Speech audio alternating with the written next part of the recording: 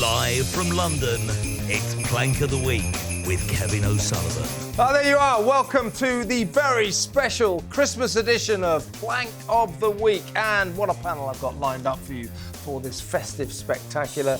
He is the perfect policeman, everyone's favourite Rosa, Peter Bleksley, the sensational Samara Gill, the stupendous Steve N. Allen, and the amazing Amanda Devlin. Without further ado, let's get going, and it's you first, Pete. Well, I nominate the BBC this week. That's the end of the show. May I have the trophy? Thank you. Yes, because finally, after threatening to do it for some time, President Donald Trump announced that he is suing them for that utterly unforgivable edit that they did of Donald Trump's speech on the 6th of January, when, of course, we all know what happened on Capitol Hill. The way they spliced that to actually paint Donald Trump as somebody instigating an insurrection when his true words were the complete opposite was, of course, a disgrace. And quite frankly, they do not have one shred of sympathy from me.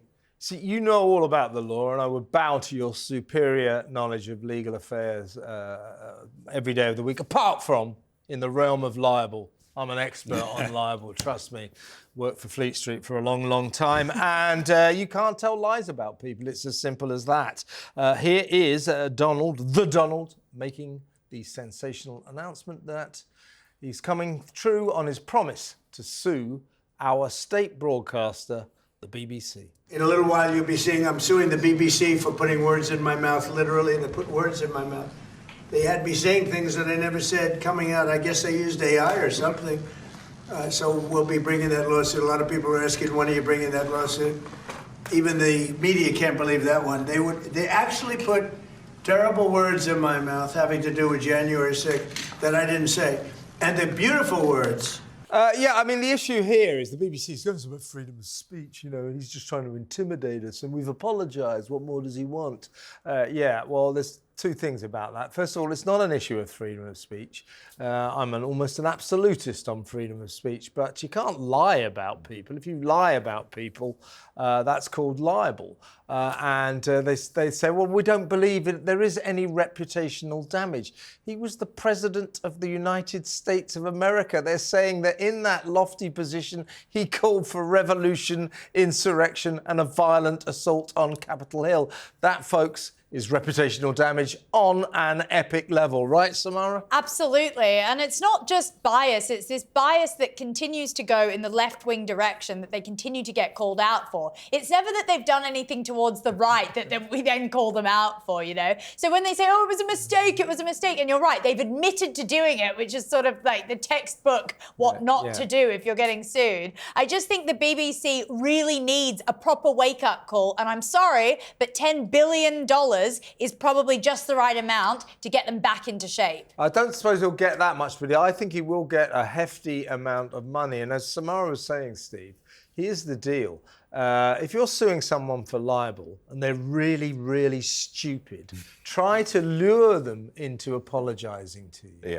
Yeah. Try to say, listen, if you give us an apology, we'll let it ride. Then you go, we're very sorry we libelled you. And you go, thank you very much. I now issue my lawsuit and you have to pay me. That's exactly what the BBC have done. As Samara said, the idiots, before the suit even arrived, admitted that they deliberately doctored the tape to make him look bad. Yeah. That is not the way to go into a libel case. These guys from the BBC were born yesterday. It's not the way to do it, but to be fair, what else could you do other than admit you dropped a massive clanger on that? You can see the clips, you can see the two sentences and the cut and shut job done, where they slap them together. They don't even make it look like it's two bits. You can do that thing where you flash to white to show it's later in the speech. They didn't even do that. They cut away to the crowd. So it was definitely a stitch-up, and they had to admit that it was a stitch-up. Yeah. I only hope, because if they get, a couple of billion or whatever, people keep saying... Couple of billion? There'll be licence fee money. Hopefully it won't be, because BBC Worldwide makes $3 billion a year. Take it from the stuff that they're flogging, that we've paid for to be made. made that then they sell to the rest of the world and make more money. Even $10 billion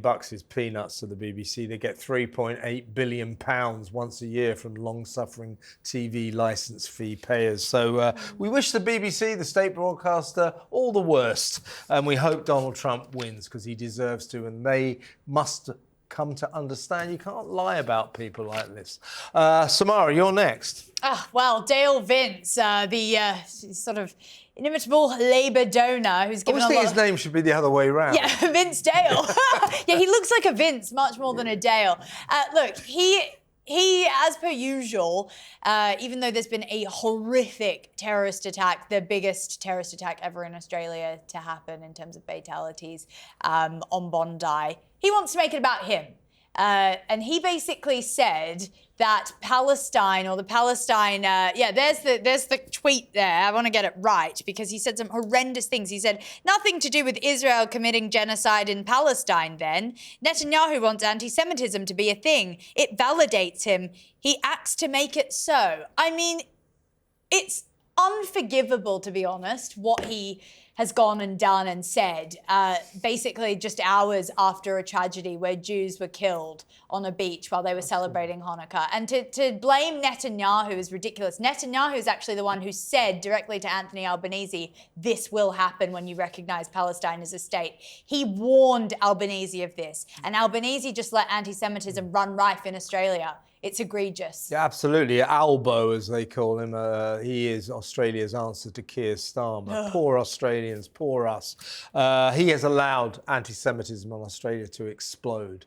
It is endemic there now, and that's why this happened on Bondi Beach. Because, for example, he allows his coppers. Only recently there was a pro-Palestine demonstration by the Sydney Opera House, and all the demonstrators were chanting, "Gas the Jews." The cops just stood there and watched. That is the culture that Albanese has allowed to prosper in Australia. And guess what, folks? Does it ring a bell? Because it happens here as well. And by the way, that protest that you're talking about happened before the genocide that he speaks of. It happened 2 days after October the 7th. So you can see that there's actually little correlation between those two things. They had the anti-Semitism beforehand. They were just given license to have it out on display Samara, after that. You're so wrong. It's not anti-Semitism. That's not what caused the Bondi Beach horror. It's, drum roll, the far right. And here is Albanese, Anthony Albanese, that pathetic, feeble little man, blaming the far right for what happened on Bondi Beach. No. It was Muslims, Mr. Albanese. Here he is. The Director General of Asia has warned about a range of threats, be it anti-Semitism, the rise of right-wing extremist groups as well. And we continue to work closely with our security agencies. He's still refusing to say extreme Islam when he's talking about this. You can watch interview after interview. He'll talk about anti-Semitism. He'll talk about the far right. He will never mention Islam. Do you know what put me in a rage? We've got to move on, but what put me in a rage as this horror was unfolding before our very eyes?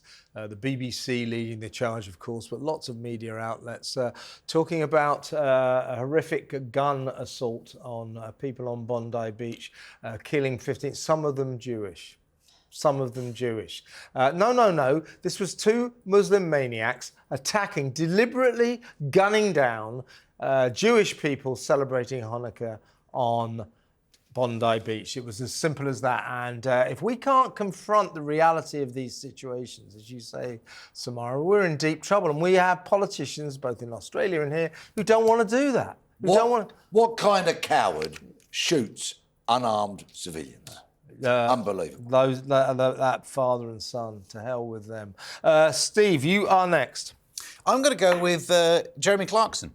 A controversial nomination, I suppose. Let's see if we can try and mix the system up here, because he's banned Labour MPs from his pub in Oxfordshire. So my first complaint is... Well, I'm with him so far. Exactly. Look, but the problem is, if he bans the MPs from his pub, we're more likely to bump into them when we're going about in our daily lives. So that's a downside, isn't it? Plus also, look, there are so many good points in here. Well, so we should have said to Clarkson, oh, you've banned Keir Starmer. What about us? Yeah. Let's get refuge in that place. Let's be honest, none of these MPs were going to go to his pub, though, were they? Imagine the treatment they would have got. They know where he stands on this farming issue and all of the business issues. So effectively, you ban people who aren't going to go there anyway, which is just getting publicity. But there are people who've already done this ban before, and I thoroughly agree with that. So I just think Clarkson's slightly on the bandwagon here, so I've gone for a controversial nomination. There are other... Rick Astley or someone's banned Labour MPs from his pub as well. So, yeah, Labour MPs, if they want to go for a drink, they're in big trouble. With Rick Astley as well, I think that he's done a U-turn because he once promised he was never going to give them up. Never going to let them down. And he says that he has given them up. Keir Starmer traditionally has trouble in pubs, and here he is encountering another hostile landlord. That man is not allowed in my pub. Get out of my pub. Go on. Calm yourself down. Get out of my pub. Calm down. Peggy Mitchell going for it. Loved it. Yeah, I mean, this is obviously the hospitality industry. Pubs are in big trouble because of Labour's hopeless policies, no more than other industries. You know, this national insurance hike is really hitting pubs hard. And then, of course, there's this fantastic encouragement to pub landlords that if their staff overhear drinkers at the bar having a caustic conversation, you know, using fruity language and perhaps having political opinions that they might not like, and they feel offended, then they can sue the employee, the barman, can sue the landlord. You know, this is Labour got a thing about pubs. Which means you could actually shut down an opposing pub if you were in competition. Just go around to your neighbour's pub, really say some fruity stuff, and then get the landlord sued. But also, we need to remember that the demographics have changed so dramatically in parts of our cities that used to be working class environments with a pub on every corner. And for example, when that area is now occupied almost exclusively by Muslims, well, they're not going to use the pub, so the pubs close and they become something else. Among the many things I hate about socialists and Labour politicians is they're so puritanical, aren't they? You know, let's ban smoking in pub gardens. My favourite bit about that, they in the end U-turned on that. But those proposals included a ban on smoking in the environs of football stadiums. Yeah. What are they talking about? I mean, you like a gasper, don't you, from time to time? You know? I do indeed, and I can be found creeping out of many football grounds at half-time to partake in a cigarette and have a natter with fellow fans. They are just fun sponges. That's the term I was looking for. The left always have been. I mean, you meet any lefty and tell me, are they happy or are they miserable? They're invariably miserable, of course they are. Yeah, and they only look at pleasures in terms of the downside. So if you say the truth is that millions of people, the vast majority of people in this country get a lot of enjoyment, harmless, innocent enjoyment out of having a couple of drinks, down the pub especially. You say to Labour politicians, oh, I like to go down to the pub in the evening. You're alcoholic! You're alcoholic! You want to put a few quid on the horses? Oh, no, you're banned from that. Gambling, again, millions of people get lots of innocent enjoyment out of it. The only thing that the Labour politicians see about it is gambling addiction. And the number of alcoholics and the number of gambling addicts in both arenas, drinking and betting, are minimal. And yet that's what they prioritise. But it's filtered through to our youth, so many of whom have gone to these left-leaning universities and been completely brainwashed. And consequently, they're drinking less, and guess what? They're having less children. Well, I've fathered 3 kids, and I've never fathered any of them sober. If they drank a bit more and enjoyed themselves, we might find more kids being born. Yeah, I can agree with that. No brewer's droop for you then. Now, so shall we move on? I think it's Amanda's turn, and you've got the Scottish Government. Yeah, well, it actually works really well moving on to this subject, because I'm nominating the Scottish Government for being party poopers. Yeah. I'm here wearing my sequins and glitter to defend Christmas parties, whereas the Scottish Government, they are warning all of their civil servants, everyone there, to say, look, just don't stress too much about the party. If it overstimulates you, you know, don't go. They're basically trying to stop Christmas parties from happening. Yeah, and they're talking about diversity, because They're warning, this is the Scottish Government warning civil servants up there about diversity and that lots of people don't celebrate Christmas and it's not inclusive to have Christmas parties. Not everyone's going to have fun. OK, that's great, but don't go then. And leave the rest of us to it. It's overstimulating, apparently, as well, in the guidance. Do you know, you want... Stimulating. Yeah. I'd love to be overstimulated. Yeah, that's right. Samara's right. For that. Exactly right. Yeah. That's exactly what they said. Yeah. You can get overstimulated. Oh, Hell didn't have 3 kids. Do you want to know? I know exactly how to ruin any party, to kill it stone dead. Invite Nicola Sturgeon. Or John Swinney. John Swinney, yeah. Invite anyone from Scotland. Yeah. She could jump out the cake and you wouldn't need a big cake. Yeah. But that's the problem. Imagine that. I don't think much of the glamour girl. I mean, that's the problem, though. It's the SMPs who are basically being Scrooges. They are ruining fun. They're controlling, not letting people make their own decisions. They're forcing people to be offended by things like... Yeah, it's all part of this strange plot to destroy Christmas. More and more people don't want to use the word Christmas in case it offends other religions. What a ridiculous proposal. But when you speak to anyone else from a different religion, they are the people who are the most likely to say, no, I'm not bothered. Well, that's absolutely fine.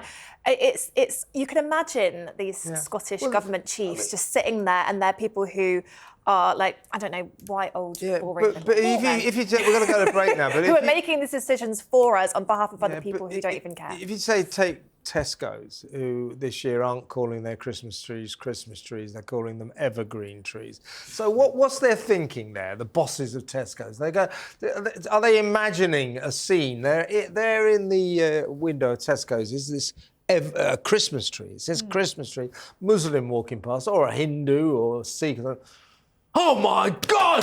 Christmas! I'm furious! What an absolute load of nonsense! By calling it the evergreen tree, do they think they're going to really boost the number of sales they make to the Hindu and Muslim community? It's also, I've not realised. It's okay. It's not a Christmas tree. Take all this and place it into a North Korea context, and you'd be like, oh yeah, they've banned Christmas end-of-year Christmas parties because it's overstimulating and this and that. It's like this is very, very much going down a very authoritarian route. Well, I'm sorry, Samara. I'm finding this discussion overstimulating. I'm going to have to calm down, so we better go to break.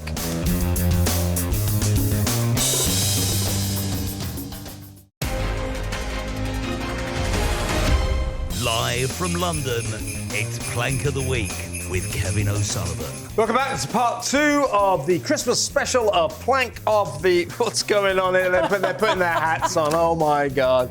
I'm going to propose resident doctors. We used to call them junior doctors because they're an infantile bunch of morons. We changed their name because we found out people were going, how come if they're like 54, they're still called junior doctors? So they're now called resident doctors, but one thing that is exactly the same as junior doctors and resident, they're always going on strike. So they're on strike again, asking for about 30%, 29% pay rise. And this is going into Christmas. There's supposed to be this super flu epidemic.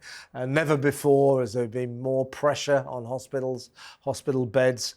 And the point about these doctors is, the elderly will be stranded in their hospitals over Christmas. They won't be able to get out to see their families. But probably more important, people will die. When doctors go on strike, they say, oh, we've taken every step to ensure patient safety. No, you haven't.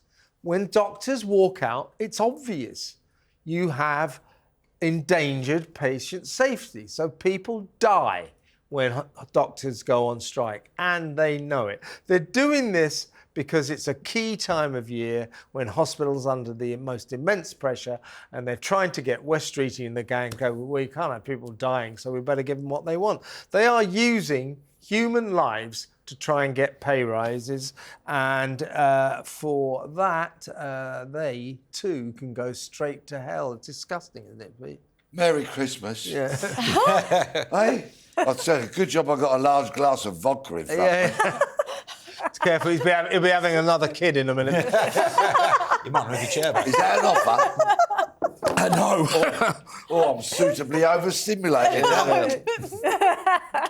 But it's not right, is it, Samara? It's not right at all. I mean, it's genuinely, it's against the Hippocratic Oath, no? I mean, they are actually letting people die because they want another pay rise. And the only people to blame are actually the Labour government, who were always in the pockets of the unions. They gave the junior doctors this massive pay rise at the start of the year. And then they're very surprised and upset when they say that they want more. Yeah. It's like, give them an inch and they will take a mile. It's not rocket science. It's right, isn't it, Steve, that they came into power and there'd been long-running dispute with the doctors, them having been given something, I seem to remember, like 26% immediately by the Labour government.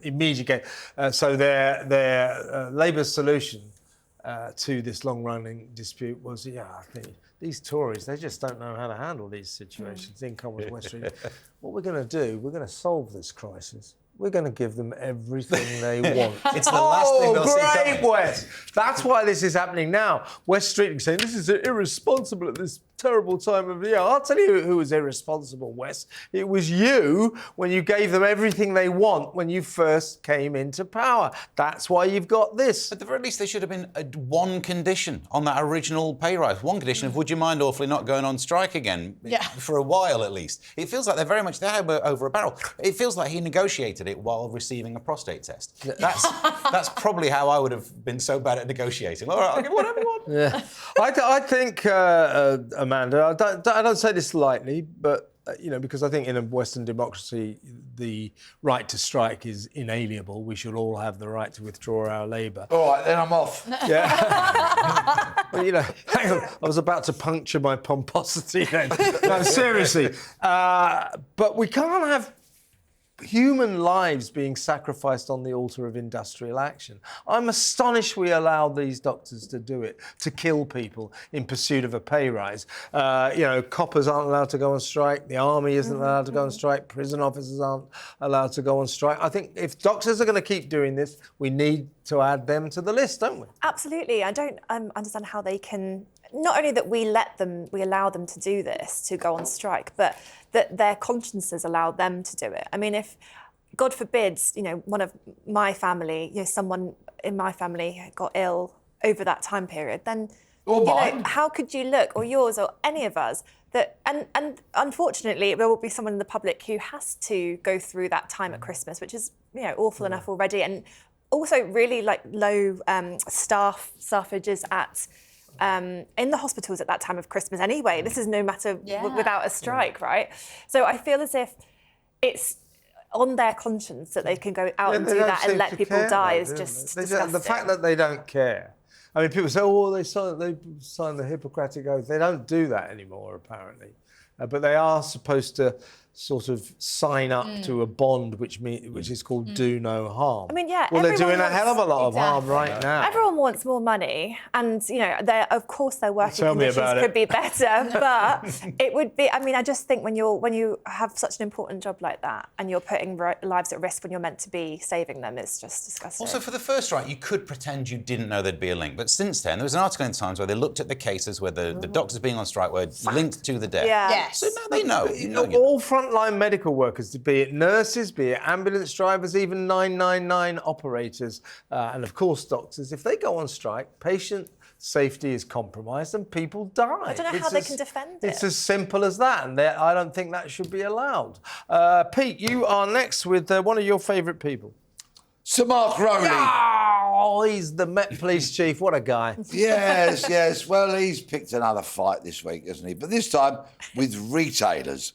Because, of course, as I'm sure we all know, there is an epidemic of shoplifting plaguing the streets of Britain these days, together with, of course, a knife crime epidemic and rampant lawlessness pretty much anywhere you go and look for it. But Rowley this week has decided to take a pop at retailers, blaming them for the shoplifting epidemic. Now, let me just add a touch of clarity here, if I may. Those retailers who instruct their security staff to have a non-intervention policy irritate me hugely. But let's just rewind 10 or 20 years, shall we, when Rowley was still a senior police officer, and look at all of his cohort of all those brainless, gormless, university-educated police chiefs who took police off the streets. who said that walking the beat is ineffective, inefficient, we can't measure it, stop doing it. And what's happened? The police have lost the streets. Yeah. And it's not only shoplifting that's rampant, knife crime and so much more. And for that, consecutive cohorts of senior police chiefs, they're to blame. This is the lunacy of senior police, right? Last month, the Met, they're rolling out this new programme called Met Engage, which I signed up to, OK? In return, you get 473 emails a month, right? Honestly, it irritates the hell out of me. But anyway, they had a meeting and they rolled out a load of top brass, including the top police officer in the country in charge of counter-terrorism and the local superintendent for my borough, who, I kid you not, stood up and said to the audience, of us members of the public gathered together, we cannot arrest our way out of the shoplifting problem. I beg your pardon. At least try. Yes. Actually, as a matter of fact, you probably could. Yes, you can. In fact, that's exactly how you tackle the problem. Exactly right. So, the modern policing, what I love about Pete, our other favourite copper, Mike Neville, is they come from an era where policing was proper. You know, where they saw it as their role in life to catch bad guys, you know, and make the streets safe. It was you saw it as a sacred duty, and we respect you for that. And I remember having you on my show once. It's one of my favourite moments. This is it. I went. So, Pete, at the terrorist unit, the police terrorist HQ, they've just had an Easter egg hunt. They've hidden the Easters, and all the officers have been going around the grounds and the corridors looking for Easter eggs. Would that have happened when you were a copper? I mean, what has happened to the police? Wokery has plagued it, liberalism. They've all trotted off to university, the police chiefs, so they get letters after their names as well as in front of them. And they come back with their heads full of pseudo-intellectual claptrap, which has no place in policing. They surrendered the streets. Their argument is we had to investigate crime that happens behind closed doors, and I do get that, but not at the expense of surrendering the streets. They've lost the streets, and consequently, they've lost respect, they've lost trust, and the criminals have taken over. Shoplifting's behind a closed door as well. If we want to get them on a technicality... OK, the doors open automatically, but it's done inside. You wait till they cross the threshold out to the street, then you can prove they didn't have the intent to pay you. So. We need more vestibules. That's how we get through this. It's such a gateway drug, shoplifting, though, in gateway terms of drug. crime. Yes, a gateway drug of Well, you mean you crime. start shoplifting before you know you're robbing a bank? Yeah. You know? Well, yeah, kind of. I do think once you start shoplifting and getting away with it, I think the psychology... I mean, correct me if I'm wrong, Peter, but I'm always seeing people shoplifting at my local Sainsbury's. You do start to think, OK, what's worth them pulling a knife or them going and doing another bigger crime, stealing a phone, something like that. It does seem like once you let that get out of control, then everything just runs riot. Do you know what but I bring it back to the fact that the police have lost the streets. Totally. Yeah. That's what they've done. And they're that's never what on the damn streets. No, of course they're not. They don't patrol the streets anymore because they're too busy, having turned into a social service, answering 999 calls. Yeah. You know I also want to know if they found the eggs, though. You know, when you mentioned the egg hunt, did they even find the eggs? Because I wouldn't be surprised if some of those eggs are still out there. Your story, wasn't it? Amazing story. Yes, it This was. is the anti-terrorism squad. Counter-terrorism branches. Counter-terrorism, and they're all hunting Easter eggs. Yeah, could you please go and find a jihadi instead? It's plenty of bananas. I'll buy you a cream egg. Just go and find a freaking jihadist. Do you know what worries me? So they're dancing around now, you know, because there's flu. So West Streeting today announced, we're not going to make masks compulsory yet. Oh my God. You know, so if you're thinking of making masks compulsory, West, you can stick that order where the sun don't shine. But here's what worries me about the mass wearing of masks. It's worried me greatly during the COVID crisis. If you're in a bank and a bank robber bursts in, how do you tell? Because, you know, everyone's got a mask on. They'll have to queue up like the rest of us. Those bank robbers will be annoyed. Here's another thing about this mask-wearing thing that politicians are so keen on. They've only just announced we're going to put facial recognition technology in every single town centre. Then the next day they go, everybody's going to wear a mask. Well, that facial recognition technology might not be too useful under those circumstances. I don't think people will stand for it if they tried to bring back it being compulsory to wear masks. I think we did our time. And we are done with it. They like it, though. So the politicians like it. It's a sort of sign of their control. Control symbol. Yeah, exactly. But they loved it during the COVID crisis. But if Labour try and do this to us just because of the flu, as I say, they can stick it. I'm not going to do it. I'm never going to wear one of those masks. They don't work anyway. Let's move on. And we're going, figuratively speaking, to Morocco, Samara. What have we got? Yes, Morocco, where apparently it's just sort of rampant on the streets. You can take your phone, you can find a woman, you can film up her skirt. That is essentially apparently what, according to this wokey judge, Morocco is. Essentially, this Moroccan immigrant came here, he got on the tube and he started filming up women's skirts, something that actually does happen. 16 months constantly he did it, yeah.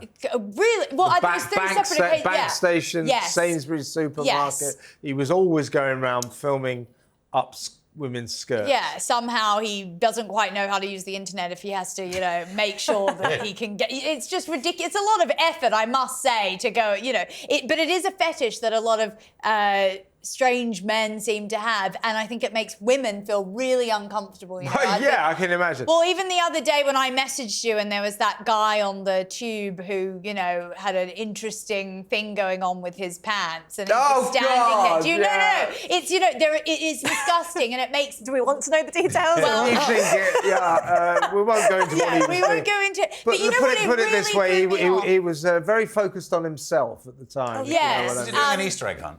Well, it seemed like that. It rhymes with that. Like that. Look, the thing is, it disturbs women, but apparently in Morocco, this is commonplace, according to the judge. So he was spared prison for this because apparently back in his country of Morocco, it's completely normal and he wasn't to know that wasn't the thing to do. Well, his defence was that he did not realise that in Britain it wasn't permitted, it's not allowed, it's illegal to film up women's skirts, which begs the question, so it's legal in Morocco. I mean, admittedly, it would probably be filming up burqas, but you know what I mean.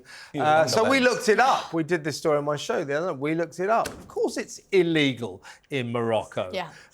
It's illegal everywhere. You're not allowed to film up women's underwear. You can't do this. So he comes into a court here and says, well, I didn't know it was illegal. I didn't know it wasn't permitted. The judge went, OK, fair enough. That requires leniency on my part. No! I can't be how the law works, though. That means anyone born here has to stick to all the laws, but anyone who's just moved here go, well, I've not read about But it's the law in his own country, but he said it isn't, exactly. But it is. I mean, is that not the definition of two-tier, when you've genuinely got a separate... If it was a British man filming up people's skirts, he would have been... I mean, some of those sentences include jail time. Yeah. Was he over here on holiday? Yeah. A prolonged holiday. Oh, a prolonged holiday. I don't know, he seems like a sex tourist to me if he was. Genuinely. He's a sex case, I'll tell you that. Exactly right, Pete. And on that bombshell, let's go to break.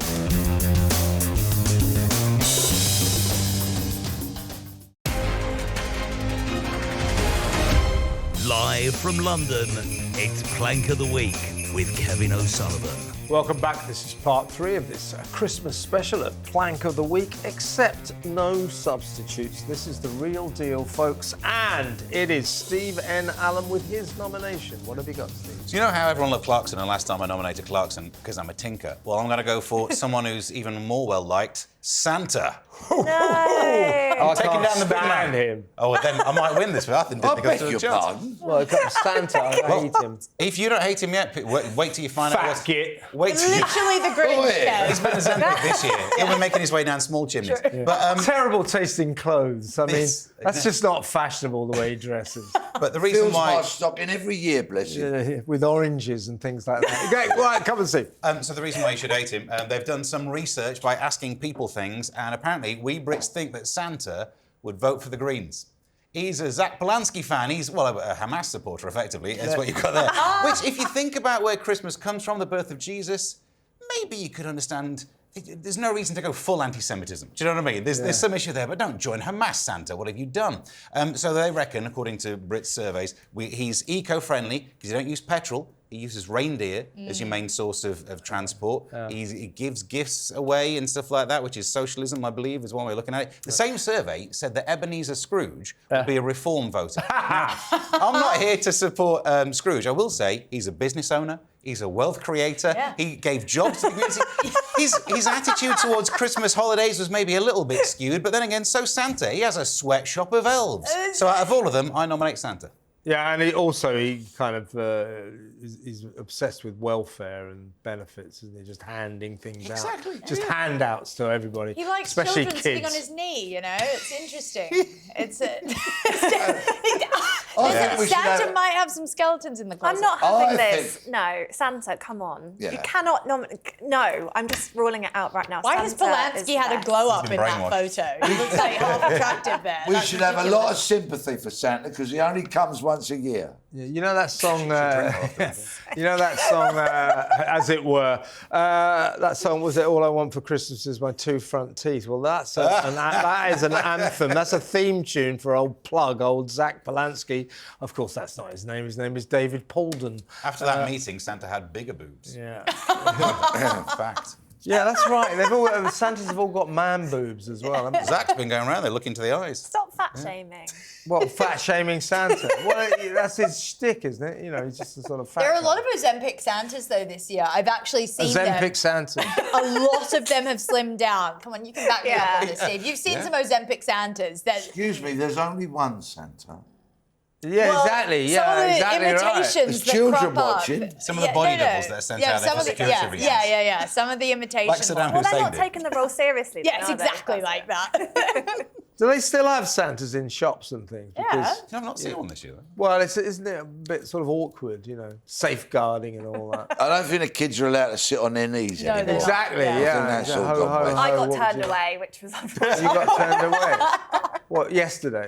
Yes. You have to pay quite a bit now. Yeah, you have to pay like a bunch of money to go see one. It's all become very commercialised. To see him, not see one, there's only one Santa. Yes. But he's a Green voter. You should be hating him. That's the way I thought I'd win this one. No, he's a capitalist. Look what he does for the economy. All those presents have to be paid for somehow. Well, let's move on. You've got a very strong contender, Amanda. Who is it? Sadiq Khan. Oh, always a winner. Always. I mean, I hate giving him airtime, to be honest, but he has really rolled me up this week. So we've got quite a lot of bad things going on in London right now, you may have heard. We've got, we were just talking about upskirting. We've got shoplifting, rapes, murders. Crime is on the up. And yet Sadiq seems to be taking it very seriously. Apart from rewilding project in Dagenham is his main kind of focus, right? Yeah. Was it a £500,000 project? So it's a £500,000 project birds? that what I loved the name of it, Sir Sadiq's Green Roots Fund. So it's like kind of a bigger pot of cash that it's got. It's like 3.8 million, but 500,000 of it he's going to spend on birds to just these stalks. Oh look, wow. There they all are. So he wants to, it's obviously tackling the real issues that he wants to, I mean, it's a nice idea, but when we've got so many issues and problems within the city that need to be, I mean, I find his thought process, he spends money on the most ridiculous things and then cuts back on other stuff that we're all crying out for him to spend more money on. And I bet he's been tweeting about it, hasn't he? Oh, for goodness sake. Comments off and all that. But yeah, it's our public, No one else seems to our remember it. public money being Very spent good. in Dagenham for this rewilding project, and it just, to me, does not sit very well. The parts of Dagenham that are wild enough in other ways on their own, aren't they? Well, Doesn't necessarily exactly. exist. No, he completely. I mean, he's always focusing on these ridiculous things because he has got a fantasy view of what London is that is just not the case. And I think that's partly due to the fact that he travels around in a motorcade of Range Rovers with private security because he claims he doesn't feel safe in London. How about the rest of us, Sadiq? I mean, genuinely, I do think the way that he's isolated himself like some sort of dictator leader has contributed to the fact that he's now putting funding into these weird projects and not understanding we're very unsafe on the streets right now. We're at breaking point. It's typical someone from an ivory tower sort of, looking over and like, oh, do you know what would be lovely? To have some birds for people to look at. Exactly. Instead of Marie actually, Antoinette. I mean, think of going onto the tube and, you know, we've seen the graffiti recently and the crimes that are going on. And there's so much, there are so many things. Like, we could spend this whole hour talking about things that he could have spent that £500,000 on. I mean, over the years, I've probably spent £500,000 on birds, and all I got was a rash. There's one on your head right now. She's enjoying herself. Pete, the 1970s called They Want Their Joke Back. Good one. Is it actually vodka in that glass? Yeah, I'd say, Happy Christmas. Yeah, that's one of the things you're not allowed to call women anymore, isn't it? Birds, yeah? What are the other ones? Do you know the first reference to women being called birds was in the first ever book in the English language, say, in Beowulf. Women are referred to as birds. Shakespeare does it as well, and nobody knows why people made the comparison. Maybe because they're things of beauty. I guess so. Yeah, I think like not a pigeon. It's but because I like pigeons. it's just men separate into two main groups, legs and breast like men. them all, And Pete. You like them all, you don't discriminate. Yeah, do you you? don't No, discriminate. Yeah. You take a pigeon, a peacock. I used to love when you could go to Trafalgar Square, buy a tub of birdseed and stand there and have pigeons on your arms and on your head. To be fair, and a all that pigeon is the kind. same as a I dove. stopped It's just all the that. colour, isn't it? They're exactly the same bird. I mean, probably shouldn't say this, but you and I, Peter, are of a certain age where you know, on Friday, Saturday night, me and my mates were going out bird pulling. And by that you mean getting seeds and standing exactly. Trafalgar Square. Pulling the birds Yes, towards yes. us No, to that's give not, them the that's seeds. not Yeah. what I meant at all. But then, Like, there's next feeding morning- pigeons and there's going out on a Friday night. Either way, next morning you're down Sketchsavers to get the poo off you. Well, ladies and birds and gentlemen, we're going to go to break now.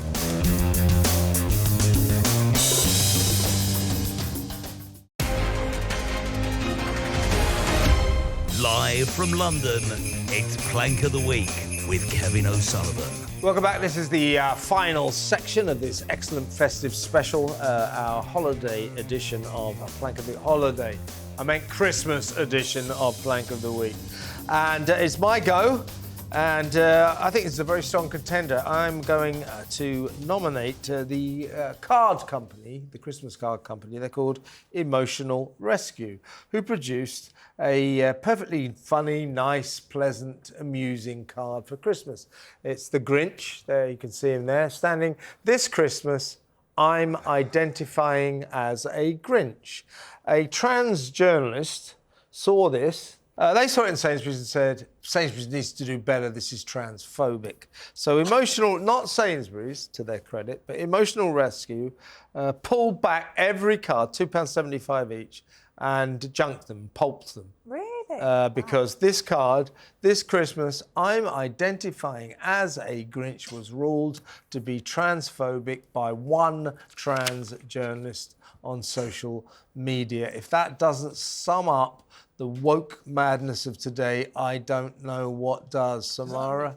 Perhaps this person can transition away from being a journalist because it's probably a job they're not best suited to. Yeah, you're right about that. Samara, your thoughts? I think it's so horrible. I mean, when you think about, wasn't the whole point of the trans movement, I identify as this, respect me? I mean, this kind of goes against it. Like, it's trying to make light of the thing, but it's not I didn't even think about the trans movement when I first saw this. This is sensitivity on a whole other level, and they can't go around trying to appease 0.01% of the nation And, you know, there's a small business that's been kind of put into absolute catastrophe because of this. I mean, well, they're the ones who pulled it. I mean, I think.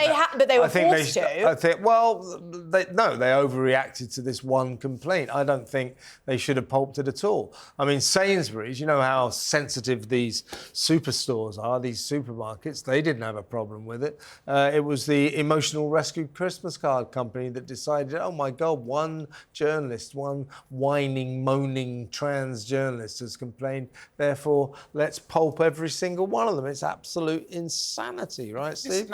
This means that the word identify has lost all other meanings other than just about gender. And that's the word identify. We've had it for ages. It could mean anything, couldn't it? You identify as whatever you want. It's the reference that everyone goes to, but my 3-year-old every so often thinks he's in the Paw Patrol, thinks he's been a fireman, right? All of those are perfectly valid. We've had them for ages, and now somehow we're only allowed the one meaning of identify, and if you use that word, you are being transphobic. Because they've not said the word trans or any genders or anything in there. Well, Mr. Turkey, tell us about your tour. You've got a whole live tour all around Britain coming up. Thank you very much, yes. Will you be wearing this as you... No, because I'm dealing with rather serious Would be matters. funny, wouldn't it? Anyway, what tell us about it. It's a true crime show like no other.